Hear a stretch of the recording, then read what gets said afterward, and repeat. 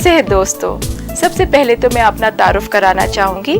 मैं हूँ गुंजन गोयला, आपका मनपसंद प्रोग्राम अक्से रसोई की नई मेज़बान। आपके बेपनाह प्यार और इज्जत से हम इतने मुतासिर हुए हैं कि हमारा भी जी करता है वक्त वक्त पे आपके सामने कुछ नया तरोताज़ा पेश करने के लिए। इसी काविश के साथ आइए शुरू करते हैं आज का प्रोग्राम अक्से रसोई।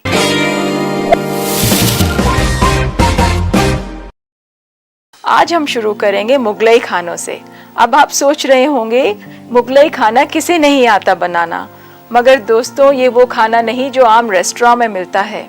हमने ये रेसिपीज ली हैं हमारे अजीम और शान मुगलई बादशाहों के बावर्ची खानों से, और आज की रेसिपी है रिज़ा का जुफ्ता। तो आइए शुरू करते हैं रिज़ा का जुफ्ता। इसके लिए हम सबसे पहले एक पैन गरम करेंगे और उसमें डालेंगे थोड़ा सा घी। इसके लिए हमें ज़रूरत पड़ेगी गोश्त की। ये आधा किलो गोश्त लिया है हमने। इसका हम कीमा बनाएंगे और वो इस शक्ल का होगा। इसमें हम डालेंगे एक प्याज बारीक कटा हुआ,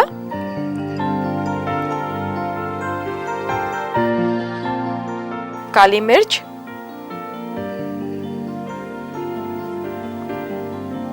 हस्बे जायका नमक,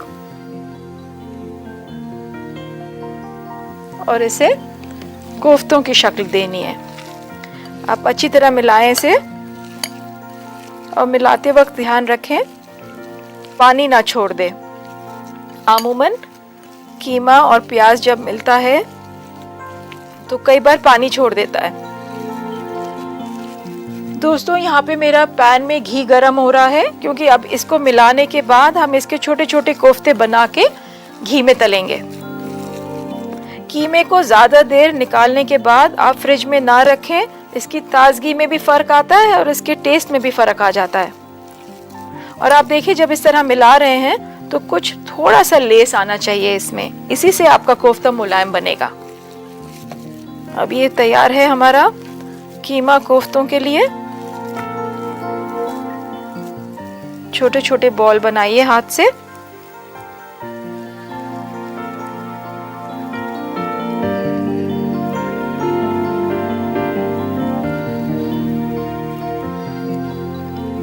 आप चाहें तो एक प्लेट पे अलग से रखें इसे।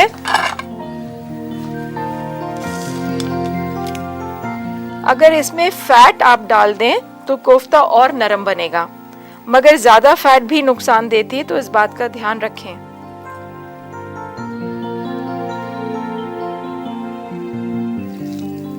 आप चाहें तो पानी के हाथ की भी मदद ले सकते हैं।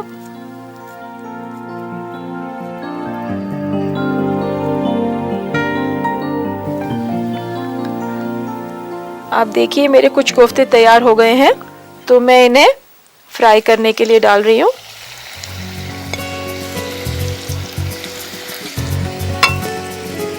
और इसे थोड़ी धीमी आंच रखिए, कोफ्ते एकदम जलने नहीं चाहिए।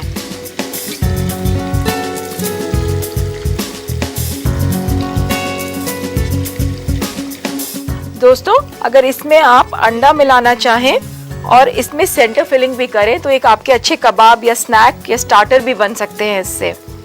चिकन कीमा में भी आप ट्राई करें तो उसके कोफ्ते भी लाजवाब बनते हैं।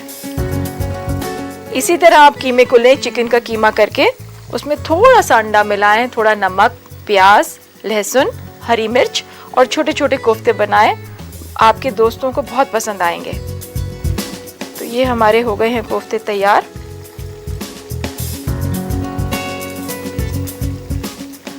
आप देख रहे होंगे कि कितने पीसेस बने। आपको ज़रूर काउंट कर लेना चाहिए या लिखना चाहिए कि कितना पोर्शन में, यानी कितने वेट में आपके कितने पीसेस बनते हैं।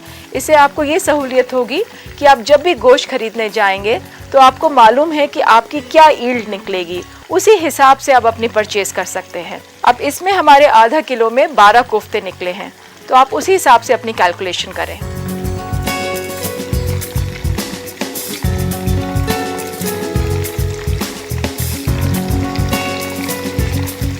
आप इसका ध्यान रखें कि आग बहुत तेज़ ना हो। गोश्त बहुत जल्दी लगता है और प्याज खास तौर से आप देख भी रहे होंगे, प्याज सबसे पहले पक जाता है। मैं एक तरफ और ये डाले दे रही हूँ।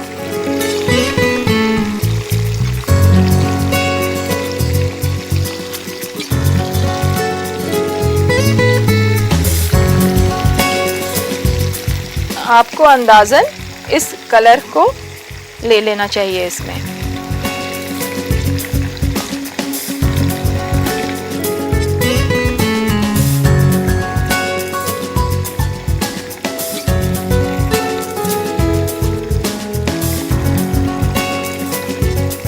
दोस्तों, यहाँ मैं आपको एक टिप देना चाहूँगी। आप एक बार कोफ्ते तल के निकाल लें, 2-4 मिनट उसे प्लेट में ठंडा होने दें और फिर एक बार फ्राई करें। इससे आपका कोफ्ता कभी टूटेगा नहीं और कोफ्ते में करारपन रहेगा। तो फिर हम एक बार फिर से शुरू करते हैं।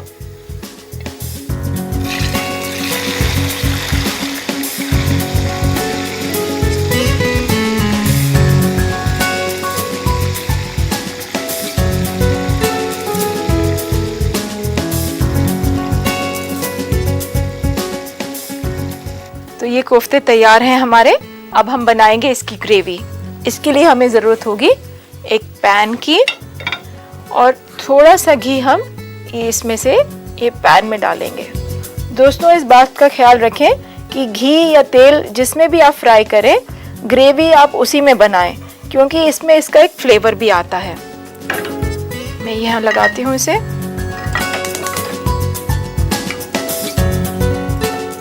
ये प्याज मैं इसमें फ्राई कर रही हूँ।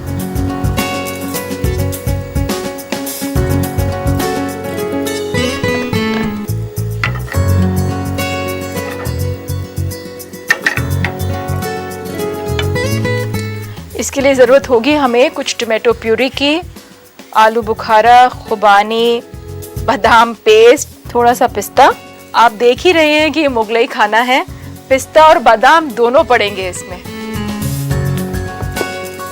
बादाम पेस्ट बनाने के लिए आप बादाम को गर्म पानी में ब्लांच करें, उसका छिलका उतारें और चाहे तो उसी पानी में बादाम को मिक्सी में चला के इस शक्ल में बनाएं। पेस्ट बिल्कुल महीन होना चाहिए। जैसा कि आप जानते हैं, बादाम आँखों के लिए कितना मुफीद है। इसमें विटामिन ई भी है, इसमें कैल्शियम भी है। लोग तो इसे सर में भी लगाते हैं। इसका एक तरीका मैं आपको बताती हूँ।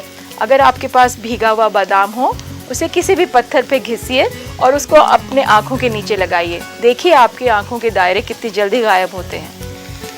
ये हमारा प्याज पिंक हो रहा है। हमें इसे सिर्फ ट्रांसपेरेंट बनाना है, ब्राउन नहीं करना है। इसीलिए मैं आपको बार बार ताकीद कर रही हूँ कि इसके ऊपर नज़र रखिए, नहीं तो ये जल जाता है। दोस्तों, हमें पड़ेगी कुछ ज़रूरत मटन स्टॉक की, जो मैंने पहले से बना के रख लिया था। ये बहुत सिंपल है। आप 2-4 पीस मटन के लिए या बोन्स के लेके पानी में डाल के हल्का सा प्रेशर कुकर दें और उसमें चाहे तो एक तेज़पत्ता डाल दें। आपका स्टॉक रेडी है और वही स्टॉक हम इसकी ग्रेवी बनाने के लिए इस्तेमाल करेंगे। तो ये प्याज हमारा तैयार हो गया है। अब इसमें हम डालेंगे टोमेटो प्यूरे, हल्का सा चलाएंगे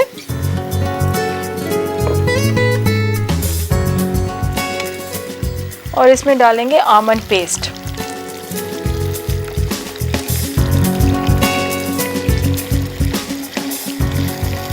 ज़रा सा भूनिए हल्की आंच पे। धीरे धीरे आप साइड से लेते रहें ताकि बराबर भुनता रहे वो। आप देख रहे होंगे साइड इसका छोड़ रहा है, यही निशानी है कि ये भुन रहा है। इसे हल्के हाथ से चलाएं। अब इसमें हम डालेंगे जो स्टॉक हमने बनाया था।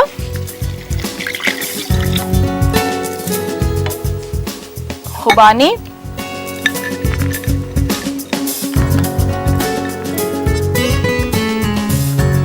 आलू बुखारा। आपने देखा ये क्या अच्छा कॉम्बिनेशन है, खुबानी और आलू बुखारा, खट्टा और मीठा दोनों। थोड़ा सा पिस्ता जो हमने पहले से ब्लांच करके रखा है।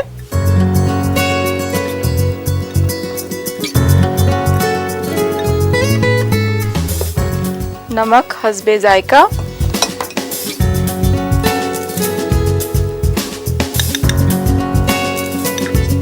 और थोड़ी सी काली मिर्च।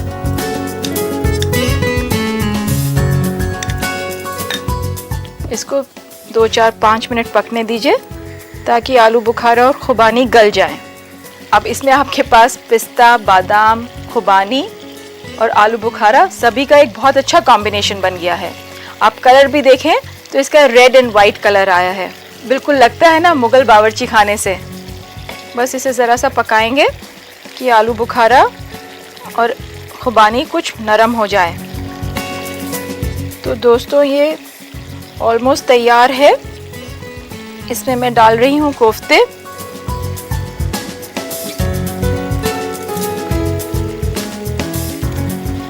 और इसे पकने देंगे 4-5 मिनट ताकि कोफ्ते जो है ग्रेवी को जब्त कर लें।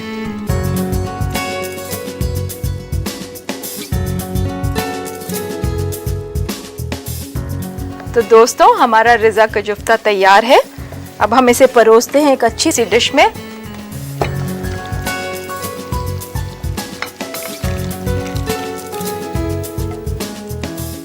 इसे थोड़ी सी गार्निशिंग कीजिए आप। मैंने यहाँ तुलसी इस्तेमाल की है, आप चाहें तो पुदीना भी इस्तेमाल कर सकते हैं या पुदीना और तुलसी दोनों लगाएं। ये आपकी डिश तैयार है, तो परोसिए अपने मेहमानों को और जी भर के तारीफ लूटिए। मुझे मालूम है हमारे नाजरीन चाहेंगे इसकी तरकीब को दोहराना, तो एक बार गौर से सुनिए और चाहे तो आप लिख भी सकते हैं। रिज़ा का जुफ्ता बनाने के लिए हमें चाहिए 500 ग्राम बकरे का गोश्त, 3 अदद प्याज कटी हुई दरमियानी, हस्बे जायका नमक और काली मिर्च पाउडर, 450 ग्राम घी, 120 ग्राम टमाटर प्यूरी, 60 ग्राम पिसा हुआ बादाम, 35 ग्राम पिस्ता बारीक कटा हुआ, 600 मिलीलीटर उबले हुए गोश्त का पानी, आधी प्याली खुबानी मुसल्लम, आधी प्याली आलू बुखारा, आधी चम्मच काली मिर्च कुटी हुई और सजाने के लिए पुदीना और तुलसी बारीक कटी हुई। सबसे पहले बकरे के गोश्त का कीमा बना लें। उसमें बारीक कटी हुई प्याज, नमक और काली मिर्च का पाउडर मिलाएं। फिर उसे कोफ्तों की शक्ल दें। पैन में घी गरम करें और उसमें कोफ्तों को तलकर फिर उन्हें अलग निकाल कर रख दें। उसका मसाला तैयार करने के लिए पैन में उसी घी को दोबारा गरम करके उसका प्याज भून लें। फिर टमाटर प्यूरी, बादाम और पिस्ता मिलाकर 1 मिनट तक चलाएं। उबले हुए गोश्त का पानी, आलू बुखारा, खुबानी, नमक और काली मिर्च पाउडर मिलाएं और धीमी आंच पर तब तक पकाएं जब तक खुबानी और आलू बुखारा नरम न हो जाए। अब मसाला तैयार होने के बाद उसमें कोफ्तों को मिलाएं। फिर उसे बारीक कटी हुई तुलसी और पुदीना से गार्निश कर लें। लीजिए तैयार है रिज़ा का जुफ्ता। बहुत कुछ बाकी है अक्सर रसोई में बनाना, उससे पहले लेते हैं एक छोटा सा ब्रेक। आप कहीं मत जाइएगा, मैं यूं गई और यूं आई की बात करते हैं। तो उस दौर में भी खाने के बाद या खाने के दौरान तफरीह का एहतमाम किया जाता था, मगर आज दोस्तों खाना खाते वक्त हम टेलीविज़न देख लेते हैं, जो कि हमारी तहजीब के खिलाफ है। अगर आप सुकून से खाना खाएं तो पेट भरने के साथ साथ वो आपको रूहानी तसल्ली भी देगा। पहले वक्त में हम खाना दस्तरखान पे खाया करते थे, मगर आज डाइनिंग टेबल ने अपना मुकाम शायद हर घर में बना लिया है। मगर कुछ एहतियात हम आज भी बरत सकते हैं डाइनिंग टेबल पे बैठने से पहले, जैसे बड़े बूढ़ों को पहले बैठने दिया जाए और उन्हें हेड ऑफ द टेबल बनाया जाए। अगर आप मेज़बान हो और आपके मेहमान खाना खा रहे हों तो डाइनिंग टेबल पे बैठने के वक्त आप एहतियात रखिए कि आप एक ऐसी जगह बैठे जहां आप अपने मेहमानों की छोटी से छोटी ज़रूरत पूरी कर सकें। दोस्तों, अक्सर लोग मुझसे पूछते हैं खाने के बाद उन्हें गैस हो जाती है। उसका एक बहुत ही छोटा सा नुस्खा मैं जो है आपको बताती हूँ। खाने के फौरन बाद आप आधा ग्लास गर्म पानी पिएं, 1/4 चम्मच काला नमक और अजवाइन मिला के ले लें। इससे आपका पेट भी ठीक रहेगा और गैस भी बननी बंद हो जाएगी। एक और इम्पॉर्टेंट बात यह है, खाने के बाद आप थोड़ी चहलकदमी जरूर करें, यह आपकी सेहत के लिए बहुत मुफीद है। दोस्तों, मैं आपके साथ शेयर करना चाहूँगी एक मार्बल केक की रेसिपी। इसके लिए आपको चाहिए होगा 120 ग्राम मक्खन, 120 ग्राम शुगर, 4 अंडे, आधा कप गरम दूध, 1.25 चम्मच बेकिंग पाउडर, 1 चम्मच वनीला एसेंस, 110 ग्राम मैदा और 10 ग्राम कोको पाउडर। इसके लिए आप मक्खन और चीनी को मिक्सी में फेंट लीजिए। जब वो अच्छी तरह फेंट जाए तो उसमें आप डालिए अंडे। अंडे मिलाने के बाद आप उसको मैदा मिलाइए और उसको नीचे उतार लीजिए। जब वो नीचे उतार लेंगे तो आप ये डिसाइड करिए कि अगर आपको कोको सब में मिलाना है तो कोको सब में मिला दीजिए, नहीं तो उस बैटर को आप आधा आधा बांट के कोको और वनीला एसेंस मिलाइए और उसको प्री हीटेड ओवन में 45 मिनट्स बेक करिए। देखिए आपका तैयार होता है एक लजीज केक। मैं लेती हूँ एक छोटा सा ब्रेक, कहीं मत जाइएगा। ब्रेक के बाद मैं फिर हाजिर होंगी लौकी और कैरेट की खीर के साथ।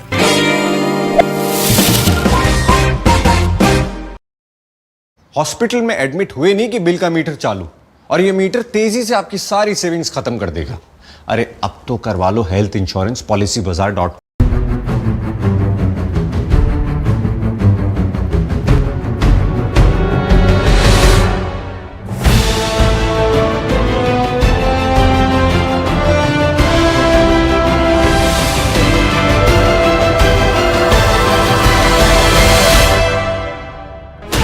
Sixteen channels, 15 languages, 26 states, 1200 plus reporters, 66.9 crore viewers, India's largest। Break के बाद आप सभी का एक बार फिर से इस्तकबाल है। किचन की खूबसूरती उसके साजो सामान से नहीं बल्कि अच्छे खाने से होती है। खाना भी वो जो घर वाले ही नहीं पड़ोसी भी खिंचे चले आए। यहाँ मेरी मुराद अच्छे खाने से ये नहीं कि आप सिर्फ शाही खाना बनाएं, सादा खाना भी उतना ही जायकेदार बन सकता है। आज आपने सीखा रिजा का जुफ्ता बनाना, तो अब आइए बनाते हैं कुछ मीठा। आज की रेसिपी है लौकी और कैरेट की खीर। तो आइए शुरू करते हैं आज की ये नई रेसिपी। हम पहले दूध को उबालेंगे, और जो लोग मरीज हैं डायबिटीज के वो स्किम मिल्क भी ले सकते हैं। ये कुछ छिले हुए गाजर रखे हैं जिन्हें अब मैं ग्रेट करूंगी। आधा कप गाजर लीजिए ग्रेट करे हुए।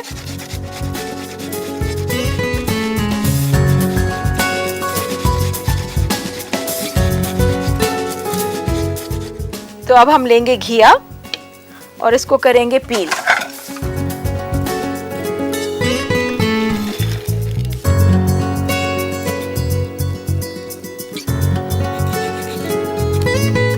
घिया लेते वक्त आप ध्यान रखें कि पकी हुई ना हो, नहीं तो आपकी खीर जायकेदार नहीं बनेगी।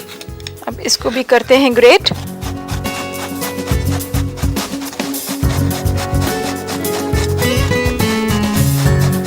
ये हो गया है, इसको डालेंगे हम अब दूध में।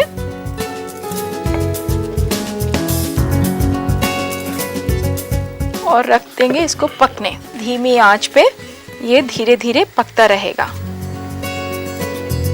दोस्तों एहतियात रखिए कि ये लगे ना और बाहर भी ना निकले, तो धीमी आंच पे आप हल्के हल्के से हौले हौले से चलाते रहें।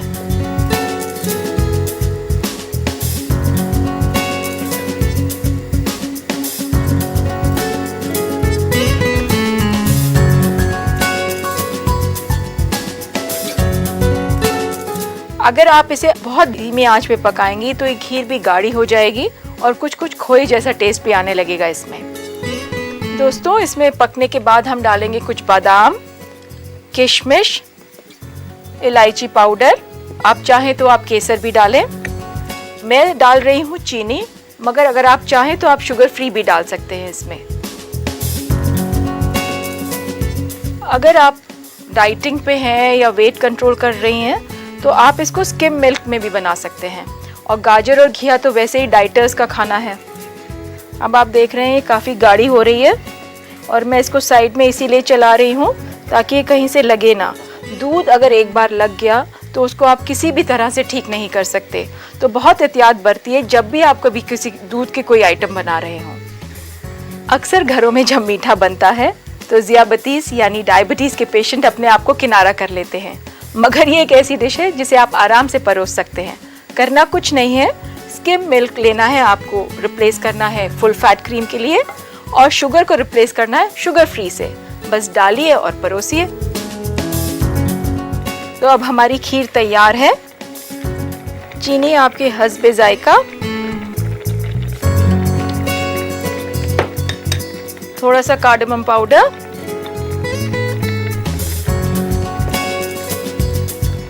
बादाम कुछ बारीक कटे हुए,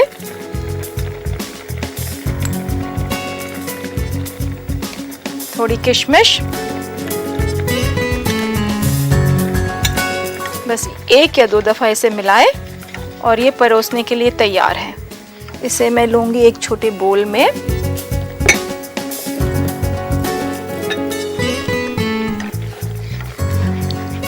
चीनी डालने के बाद 1-2 दफा जरूर चलाएं ताकि चीनी अच्छी तरह जज्ब हो जाए उसमें। तो ये खीर तैयार।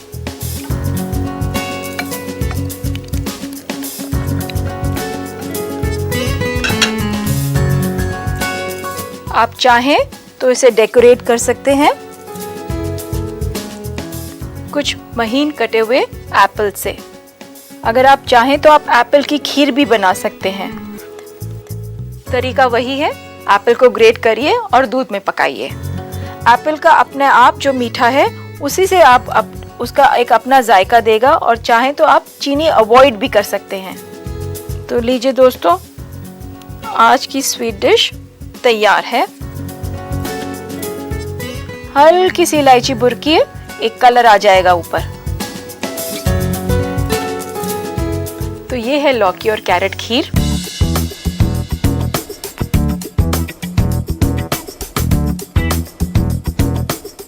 मुझे मालूम है हमारे कुछ नाजरीन चाहेंगे कि लौकी और कैरेट खीर बनाने का तरीका हम एक बार फिर से दोहरा दें, तो लेते हैं एक जल्दी से रिकैप। आप इसे लिख भी सकते हैं। कद्दू और गाजर की खीर बनाने के लिए हमें चाहिए 2.5 प्याली हल्का गर्म दूध, आधी प्याली गाजर कद्दूकस किया हुआ, आधी प्याली लौकी कद्दूकस किया हुआ, 3 चम्मच चीनी, 1/4 चम्मच छोटी इलायची पाउडर, 1 चम्मच किशमिश, 4 अदद बारीक कटा हुआ बादाम और गार्निशिंग के लिए आधा सेब बारीक कटा हुआ। सबसे पहले दूध को उबाल लें, फिर कद्दूकस किए हुए गाजर और कद्दू को दूध में मिलाएं और उसी धीमी आंच पर रखकर तब तक पकाएं जब तक गाढ़ा ना हो जाए। अब उसमें चीनी, छोटी इलायची का पाउडर, किशमिश और कटा हुआ बादाम मिलाएं। धीमी आंच पर 2 से 3 मिनट तक पकाएं। फिर तैयार खीर को तश्तरी में रखें और सेब की कटी हुई बारीक स्लाइस से सजा लें। लीजिए, हाजिर है लौकी और गाजर की खीर। तो उम्मीद है आपने देख लिया होगा और लिख भी लिया होगा। आज के लिए बस इतना ही। आप अपना और अपने घर वालों का ख्याल रखिए। कल फिर मुलाकात होगी। अल्लाह हाफिज।